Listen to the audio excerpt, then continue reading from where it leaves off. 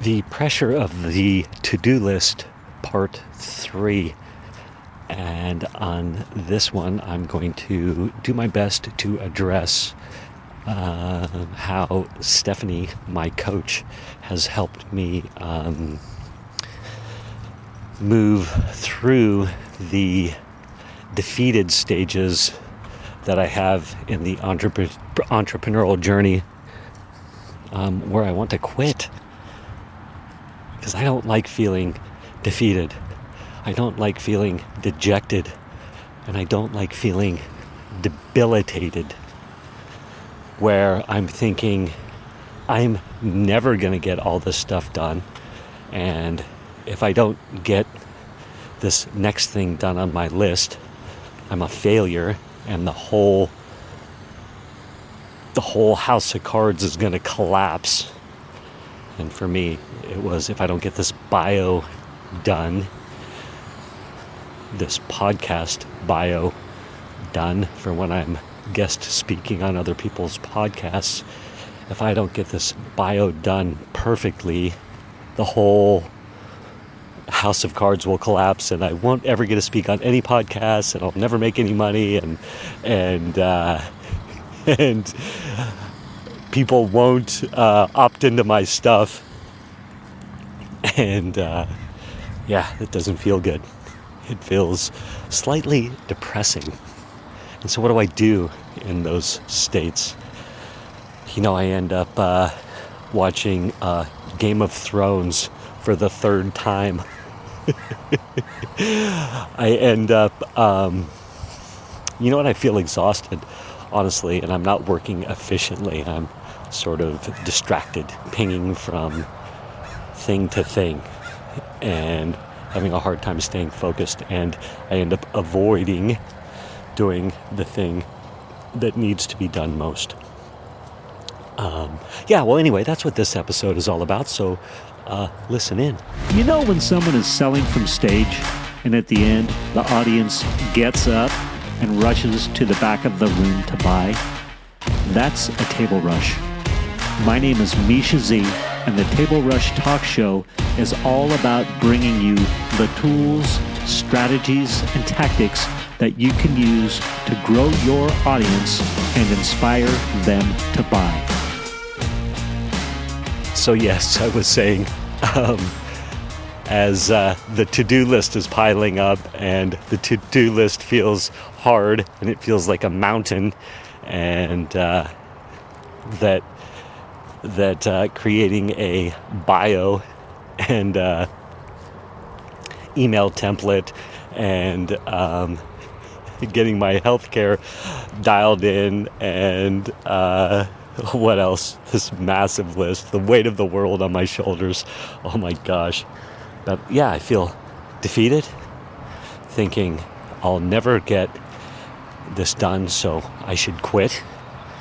And I end up watching bad stuff on Netflix, and feeling guilty about it.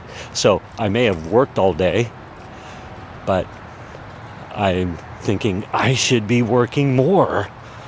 And so I feel guilty while I'm actually in my regenerative downtime. But let me just quickly say, as I was able to get the bio done, the email done, the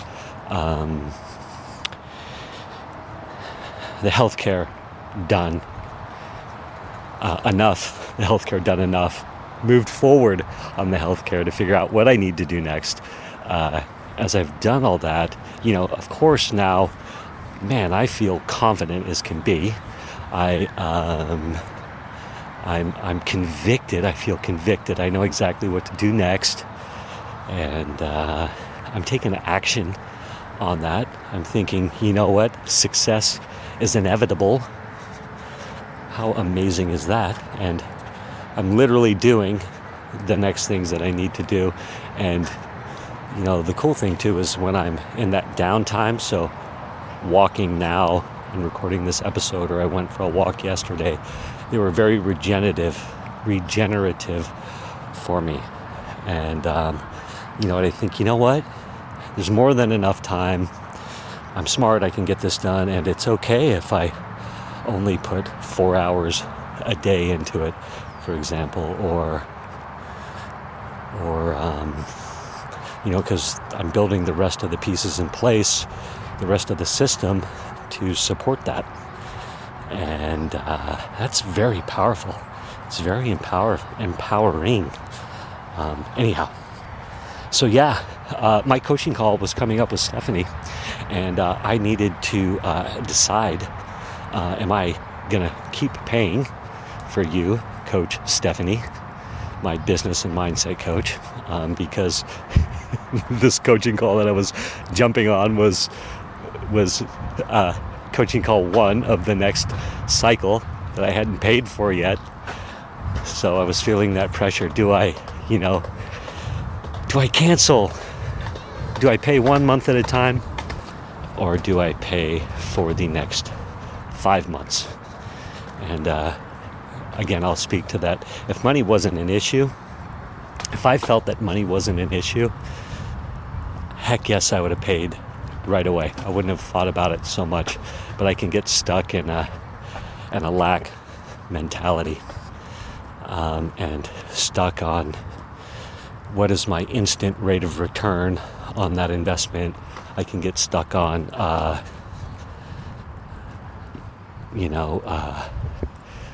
maybe I've wasted my money, I'm gonna go broke, all these things, right? The fear of financial insecurity when I'm actually not financially insecure. So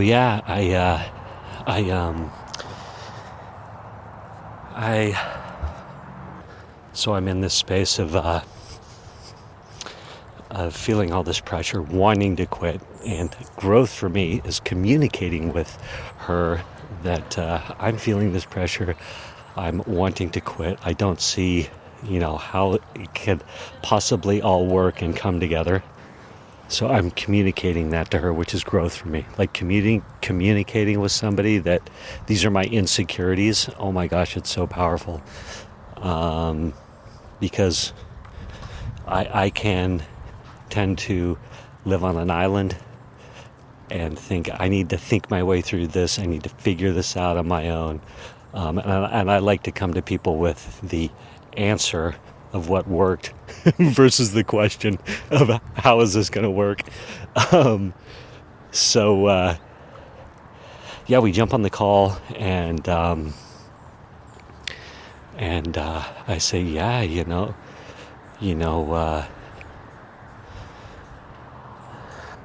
I'm clearly in a state of discontent.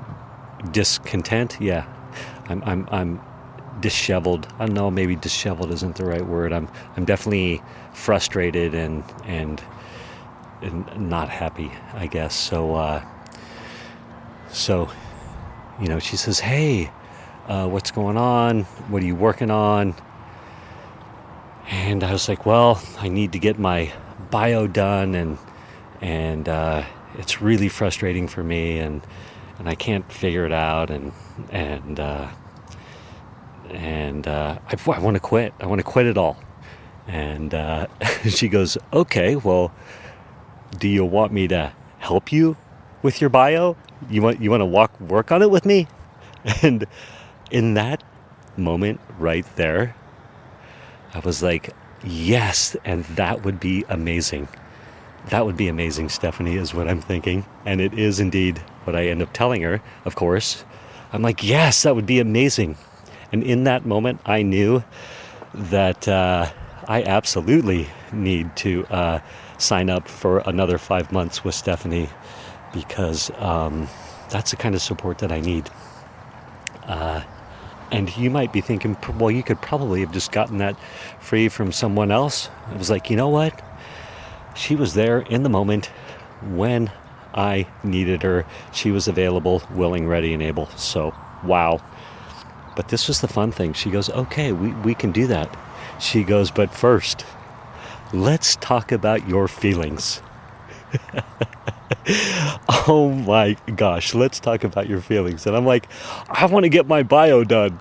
And anyway, so we start going on about my feelings, and yeah, I'm defeated, and I want to quit, and all these things, and basically she's like, look, these are normal feelings to have, so feel them, and they don't need to go away. They don't need to be changed.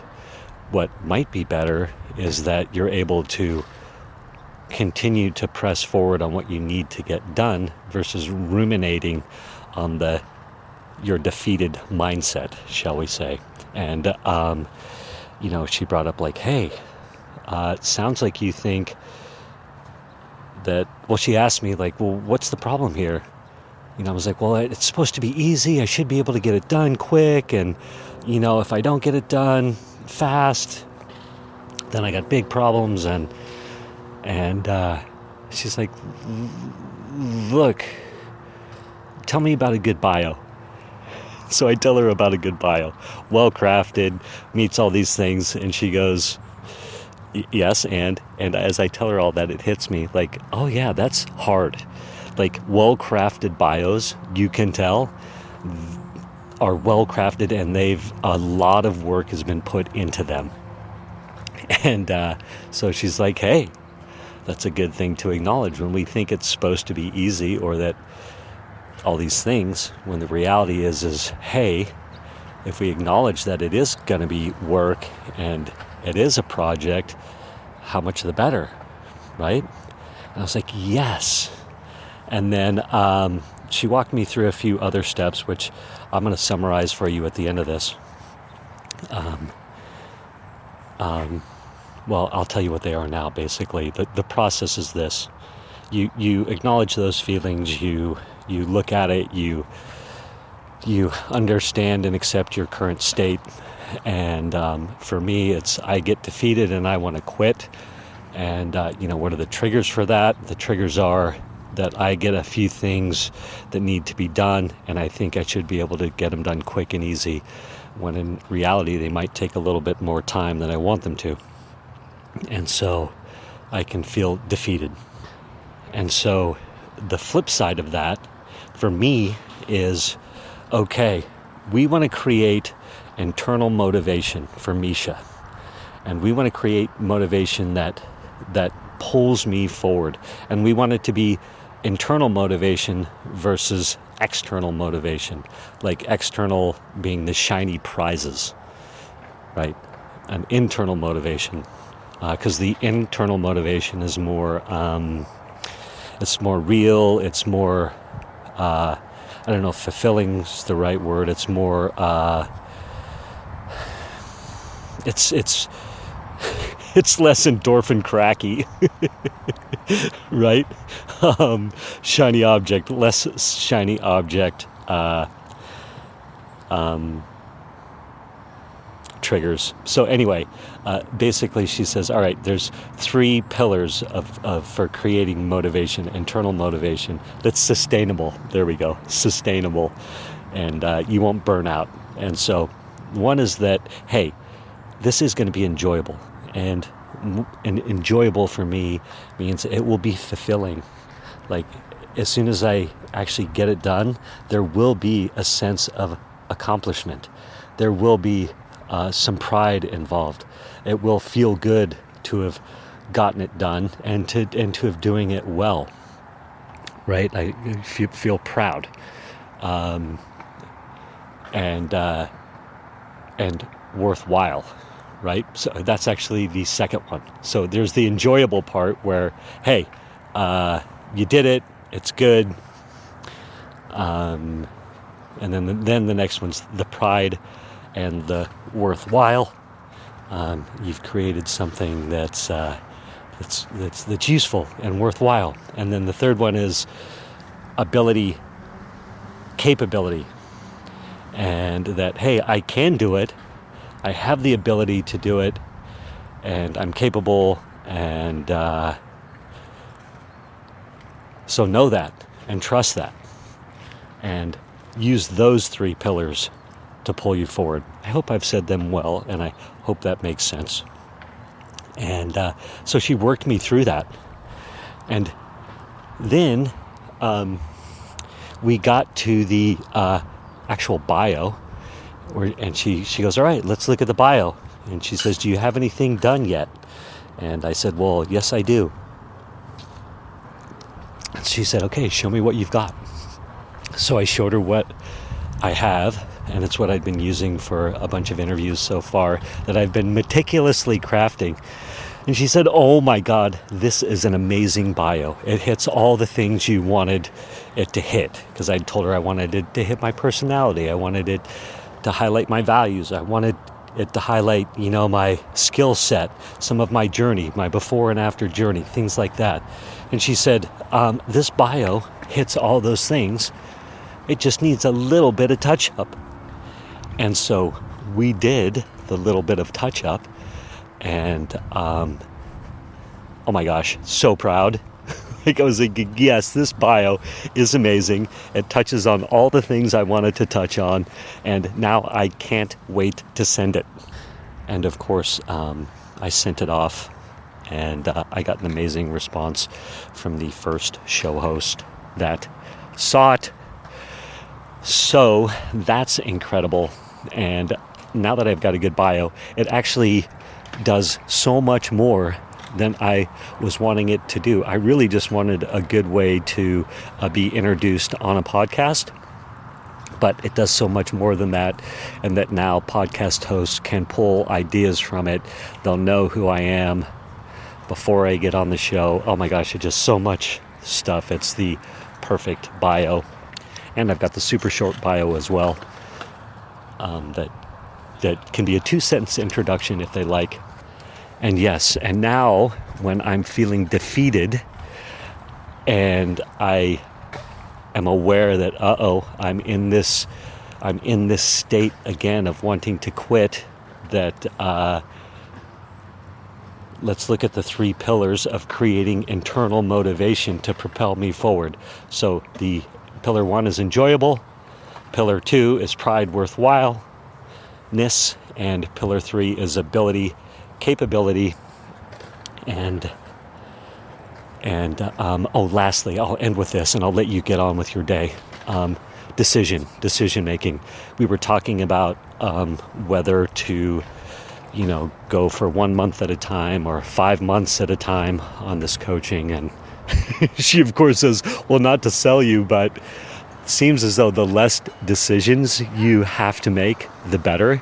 And, my mind had fixated on, should I sign up at all? Should I do 1 month at a time? Should I do 5 months at a time or 6 months at a time? And then having to decide every month for that? No, I don't need to go through that mental hopscotchery and commit to the 5 months and make that decision. And now my brain won't be preoccupied every month by that. And it's very empowering. So there you go. There's part 3. I hope there's value in here. Give me an email response. Let me know. And of course, give me a 5-star review. Would you? Give me a 5-star review. I am on the hunt for some 5-star reviews, so I'd love one. All right. Thank you for listening to this episode of the Table Rush Talk Show. For resources to help you sell your stuff, go to belove.media/resources. That's belove.media/resources. And be sure to subscribe, comment, 5-star, and share. Thank you again for listening.